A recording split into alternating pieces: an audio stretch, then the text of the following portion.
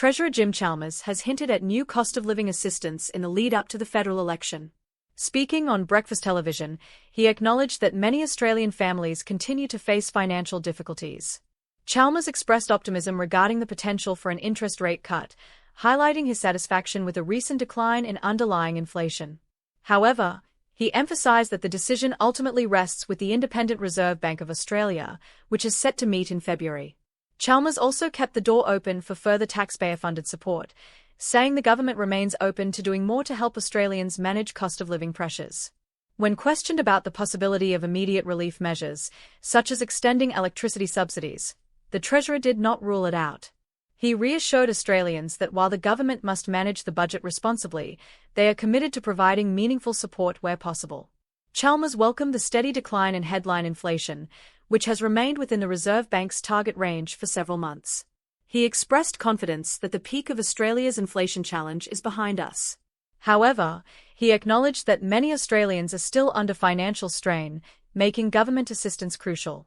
While the latest inflation data provides grounds for optimism about interest rate cuts in early 2025, Bendigo Bank chief economist David Robertson urged caution, stating that more positive economic data is needed to justify a February cut. Robertson anticipates the first rate cut in May, with further reductions throughout the year, provided economic conditions allow the cash rate to drop to 4%. On the other hand, Commonwealth Bank of Australia economist Stephen Wu was more optimistic, suggesting that February could mark the start of the rate-cutting cycle, given promising inflation trends. Prime Minister Anthony Albanese faces two critical Reserve Bank meetings before the election, one on February 18 and another on March 31. If rate cuts are delayed until May, Albanese may face political challenges, as the May meeting is scheduled after the latest possible election date of May 16.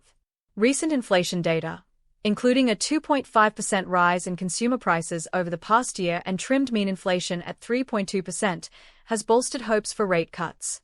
However, some economists, including Callum Pickering from Indeed, believe that a May cut remains more likely than February. APAC economist Catherine Birch expressed optimism, noting that the November Consumer Price Index (CPI) data suggests lower risks to current inflation forecasts, potentially paving the way for earlier rate cuts. The issue of household budgets remains at the forefront of public discourse, with unions urging the Reserve Bank to act swiftly.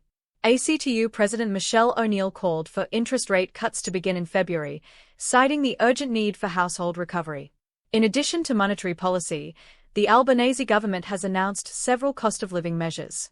Starting New Year's Day, youth allowance recipients with dependents will see increased payments, with single recipients receiving an additional $30.60 and partnered recipients getting $24.30 more.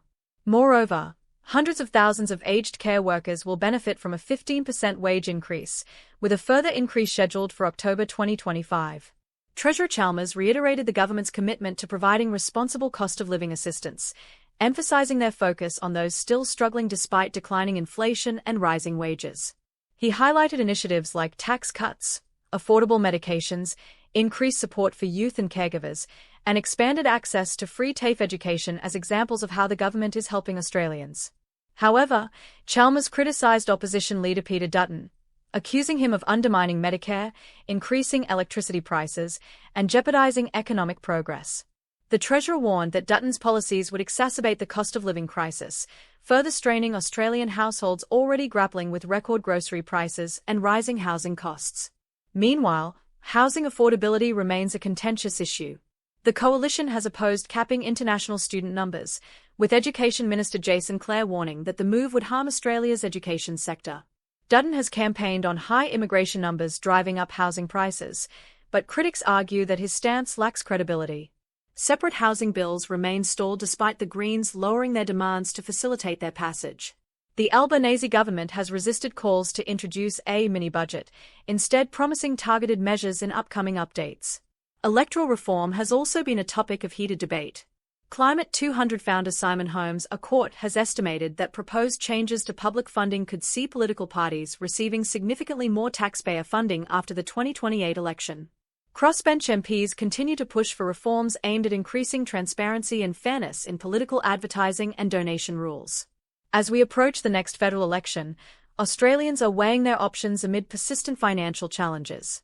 Prime Minister Albanese has yet to announce the exact date, but it must occur by May 16 at the latest. The election will be a critical moment for voters to decide which party is best equipped to address the ongoing cost of living crisis and economic uncertainty. Thank you for joining us today. Be sure to like, share, and subscribe for more updates and in-depth analysis on Australia's political and economic landscape. We'll see you in our next video.